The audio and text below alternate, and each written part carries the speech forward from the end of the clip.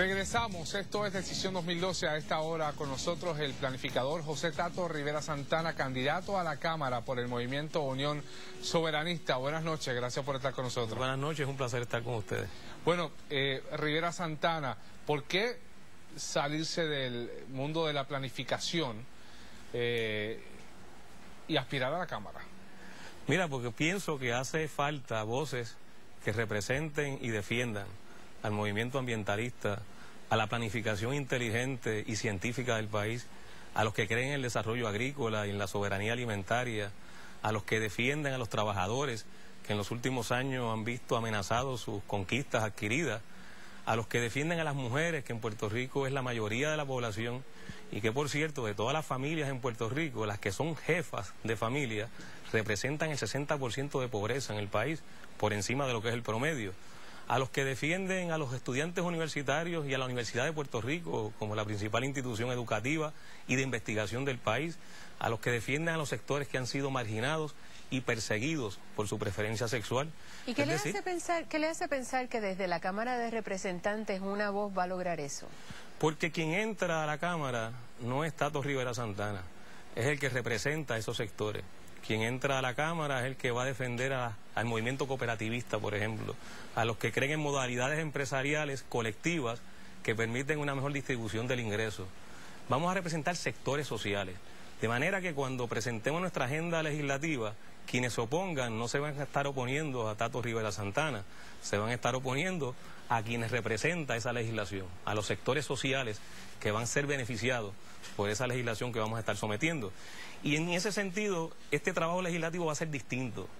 No vamos a estar encerrados en el Capitolio, vamos a estar en comunicación con esos sectores, reuniéndonos con esos sectores, estableciendo tertulias, conferencias, todo tipo de intercambio donde podamos recibir la información, sus preocupaciones y traducir esas preocupaciones y esas sugerencias en legislación. Usted quizás representa a un sector de la sociedad que históricamente ha estado apático, ¿no?, a entrar activamente a este proceso electoral político, ¿no? Se quedan desde el lado de la lucha civil, desde la opinión pública con sus manifestaciones y expresiones. ¿Cómo fue esa transición y ese proceso de meterse al proceso electoral?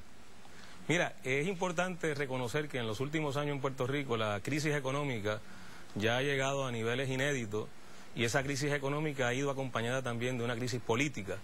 Y parte de esa crisis política es el hecho de que tenemos una clase política que no ha podido detener esa crisis económica y que por el contrario se ha convertido en parte de la crisis, es decir, son parte del problema. Si vamos a enfrentar los problemas que tenemos, esos grandes desafíos que estamos enfrentando, es importante que haya un cambio en la clase política en Puerto Rico y es importante que los sectores que no han participado del proceso político puedan incursionar, puedan ocupar ese espacio, de modo que se empiecen a hacer las cosas distintas. Si seguimos haciendo las cosas igual como se han hecho en el pasado, no vamos a sacar los pies del plato. ¿Por qué hacerlo desde el MUS?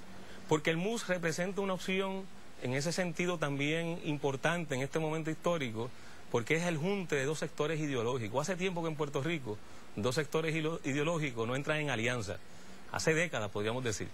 Y en ese sentido representa una esperanza de lo que debe ser la forma de organizarnos de ahora hacia el futuro, establecer alianzas, lograr consenso, lograr concertación de los distintos sectores.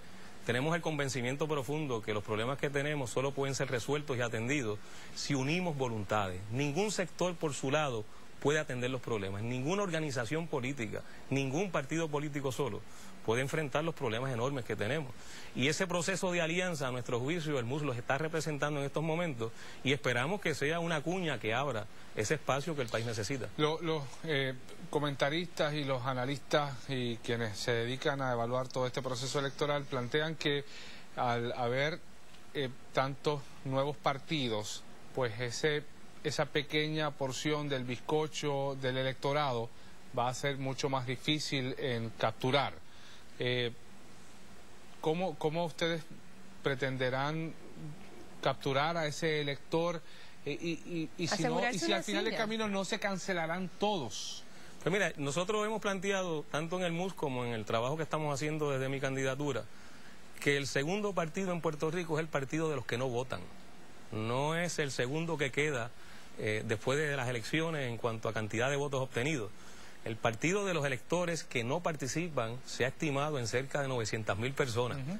Nosotros estamos apelando a ese sector y estamos llevando a cabo un trabajo educativo, de promoción, de divulgación, para incentivar nuevamente a esos electores que se desencantaron con los partidos tradicionales, para que nuevamente participen del proceso electoral y se conviertan en una fuerza que haga un giro en la relación política de los partidos políticos en Puerto Rico, que ha dominado en los últimos años. Un poco romper el bipartidismo. Pues para romper ese bipartidismo es importante que las organizaciones políticas nuevas apelen a ese sector. Y con la incorporación de esos sectores sí se puede alterar esa balanza y lograr que el bipartidismo empiece a agrietarse y se pueda generar un nuevo escenario político donde otras fuerzas puedan traer sangre nueva y nuevas propuestas y nuevas sugerencias políticas al país. Lo que sucede es que para que esa gente que se ha desencantado del proceso político pueda participar, hay que inscribirla. Esa gente, una vez dejó de votar, quedaron fuera de las listas electorales. Es un proceso arduo de inscripción que el Partido Popular Democrático se le está haciendo bastante cuesta arriba. ¿Qué están ustedes haciendo para ello? Y es importante ese planteamiento porque de hecho el nuevo Código Electoral pone una restricción que no existía.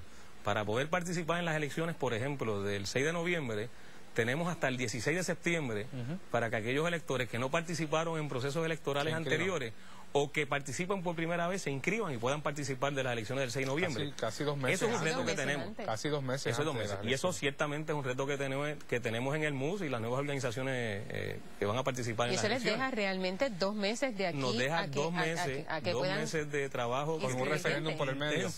Es intenso. Ahora nosotros tenemos una confianza muy grande en que el país ya está cansado de lo que ha sido lo tradicional en Puerto Rico. Lo están reflejando las encuestas. Hay un rechazo a las instituciones que ya están agotadas, hay un rechazo a los partidos políticos, hay un deseo de cambio. Cuando hemos encuestado a los sectores que no participan de las elecciones, la reacción y su respuesta a la pregunta de por qué no han participado es porque se desencantaron, están desilusionados con el sistema electoral, con el sistema político. De modo que ese mismo desencanto, si logramos articularlo, logramos incentivar, motivar a que regresen al sistema electoral, lo vamos a tener como un potencial apoyo electoral a nuestras candidaturas y al Movimiento Unión Soberanista. ¿Alguna pieza legislativa, aunque se plantea que Puerto Rico está sobrelegislado, alguna pieza legislativa que a usted le interesaría radicar de inmediato si llega a la Cámara el 2 de enero del 2013? Varias. Una que es extremadamente importante es finalmente hacer el plan de uso de terreno mediante una pieza legislativa. Ese plan de uso de terreno es el que nos va a permitir proteger los suelos agrícolas, proteger nuestros sistemas ecológicos, proteger nuestras cuencas hidrográficas y además es la base científica sobre la cual podemos construir un nuevo sistema de permisos que sería la segunda legislación. Debemos derogar la ley 9 que se aprobó en diciembre del 2009 y que estableció un nuevo sistema de permisos que penaliza la participación ciudadana y prácticamente desmanteló los procesos de planificación en Puerto Rico. De modo que esa segunda legislación va atada a la legislación que vamos a proponer para que se haga el nuevo plan de uso de terreno. ¿Y ustedes han pensado en alguna alianza con los partidos principales? Porque después de todo es muy probable que quien gobierne el país sea uno de los dos, el Partido Nuevo Progresista o el Partido Popular Democrático. Como cuestión de hecho, ustedes postulan solamente 4 candidatos legislativos, así que no tendrían mayoría legislativa.